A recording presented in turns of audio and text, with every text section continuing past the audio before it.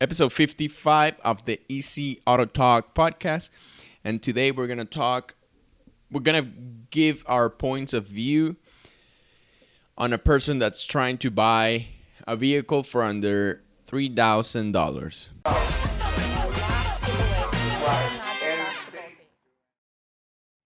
So I have my point of view on that. Let's hear yours. What do you think? A person that's got $3,000? That's it. That's it. And you want to buy something cash. Yeah. Are cash? we considering they have to register the vehicle or? That's what I'm saying. It's a person. And the reason why I came up with this question is because it has happened to me. A lot of people that either come here and they want a car, something cheap, and they have $3,000. That's it. So out the door. They just want to pay $3,000. What can they do? So basically, my recommendation. I have a few recommendations. But, yeah, I guess. You just gotta reduce or increase your probability of not breaking down. All right. Right. The first way you can start getting the chances in your favor is go for reliable brands. Okay. As we said before, Honda and Toyota, they tend to be the most reliable cars. So that's what I will probably recommend. Obviously, if you have a budget of $3,000, you're not gonna buy the newest car. So we're probably not concerned about cosmetics. Okay. Right. But making sure the car runs good, the transmission is good, and if you're in Florida, obviously that the AC works. Right. I guess those are the three main things that you're looking for. And like I said, going for brand such as Honda and Toyota, it's just gonna reduce or give you less headaches in case, because that, like I said, history. Looking at all the history and reviews and complaints about brands and cars, they just tend to have the lowest complaints, and the complaints they have are not major, like bad transmission or bad engine. Japanese cars in general, but Toyota and Honda are just something else. They're so reliable. They are very straightforward. They're easy to work on. If you open the engine bay on a 2000 Honda Civic, it's the simplest engine you'll ever see. I mean, you see where the air intake is, you see where the headers are, you see everything, and it's roomy. Everybody works on them.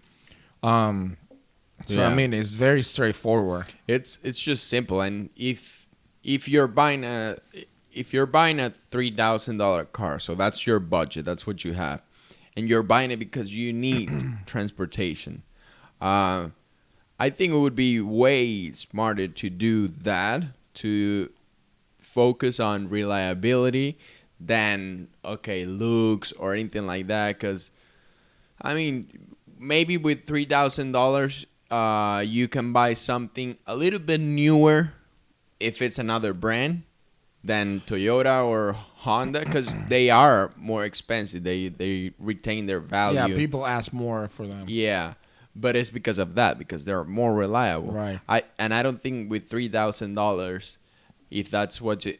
Now, we're talking about cash, not $3,000 for a down payment or anything like that. $3,000 cash. I don't think you should be worrying about cosmetics or looks or just something reliable. Right. Something reliable.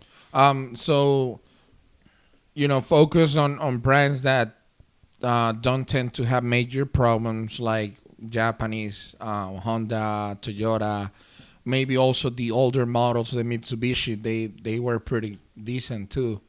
So that's the main thing. Then my second recommendation is do the best to or the best to your knowledge. Buying a car from a private person. There are going to be a lot of resellers out there that they buy the car from the auction, they're looking to make a profit. So just think about it's common sense. If you're buying a car for $3,000, how much did the person bought the car for in order to make a profit? Exactly. You know what I mean? So that means it's just 2 and 2 plus 2 is 4. It's common sense. So just think about, look, and nothing wrong with auction cars. Yeah.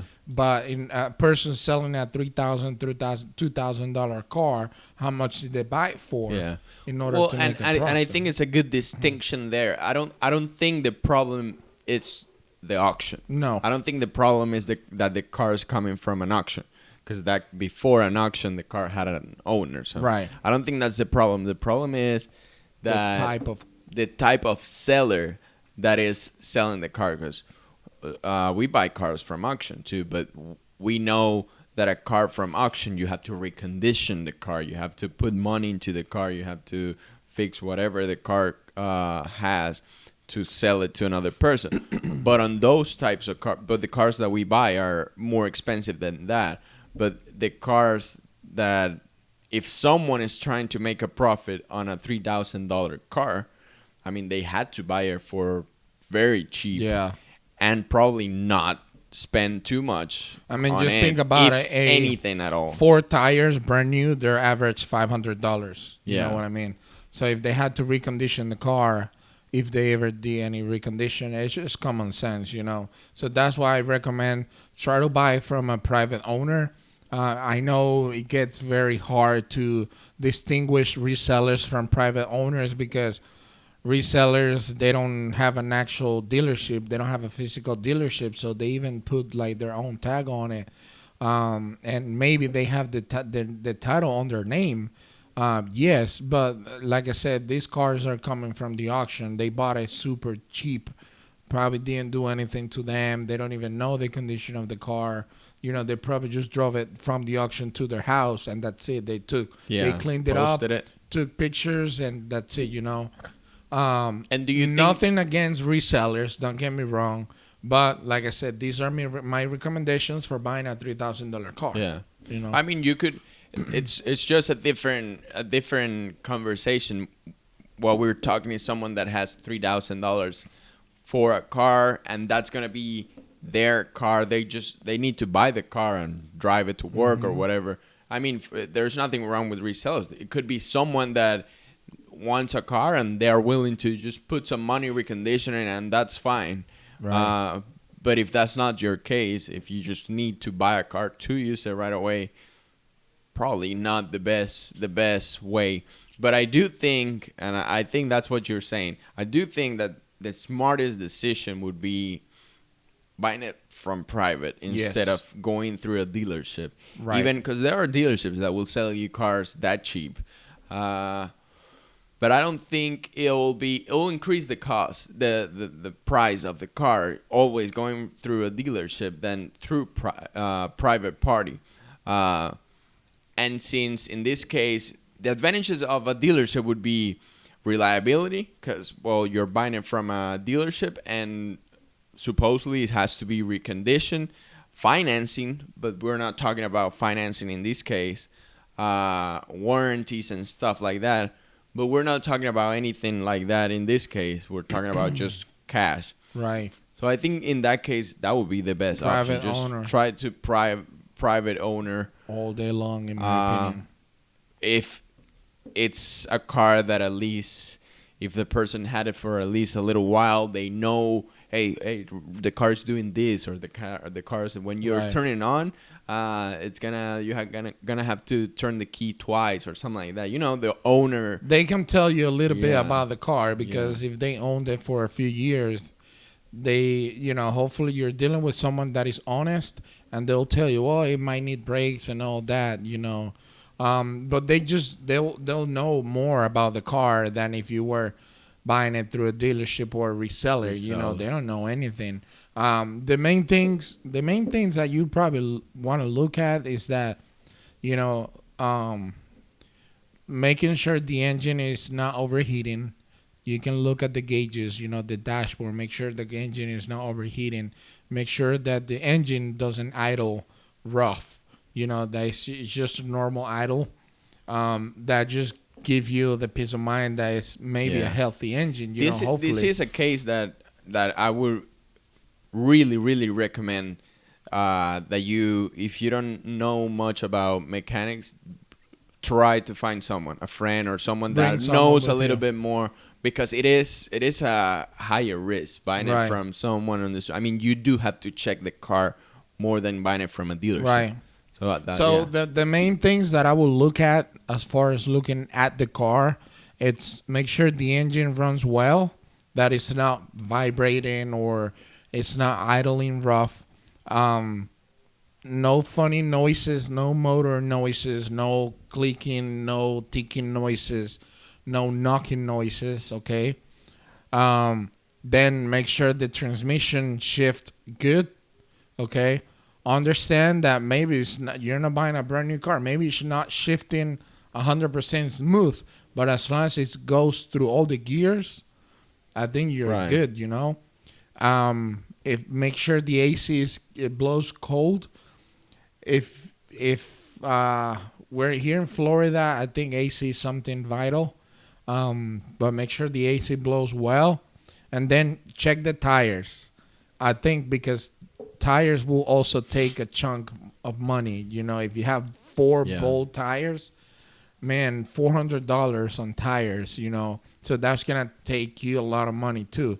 Everything else, if the engine runs well, transmission shift goes through the gears, AC is cold, and you got good tires, I think you're golden, man. Yeah. That I think those are the basic things that I will check on a car, buying it for $3,000. Good running and sounding engine, good transmission, AC, and tires. Yeah. And plus those are things that you can use to negotiate as well. If the description says that everything is good, that tires are good, and then you get there and find out that the one tire and 2 tires are not as described, you can negotiate there and all of those things. Where do you recommend for someone that is in that case to look around? Just regular, the Facebook Marketplace. Yeah, Facebook Marketplace is the easiest, and to my opinion, the most convenient option, because you can also kind of see who you're dealing with, and you'll get a lot of quantity.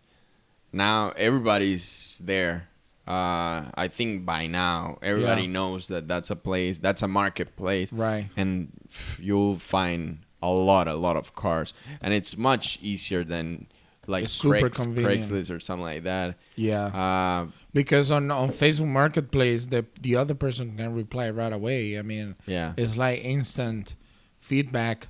On Craigslist, you don't know who you're dealing with until you meet the person. I mean, in person. Yeah. On Facebook, well, anybody can create a fake profile, but you kind of can get an idea who you're dealing with. You know what I mean? And you can check it too. I mean, you just have to be a little bit resourceful. But we do buy cars from Facebook. When we do, I mean, we click the profile of the person. We check if they have more listings. If they have more than one car, that'll probably mean that he's a reseller. He's not just selling his car. Mm-hmm. We go to their profile, check. I personally scroll and go back and see if he has sold anything before or stuff like that. And you just scroll and you make judgment. Check them out. Yeah, you make judgment of the person and see, okay, this is a person that, at least from what I'm seeing, I'll do business with or not. Yeah. You'll have a better idea. You can talk to them and everything.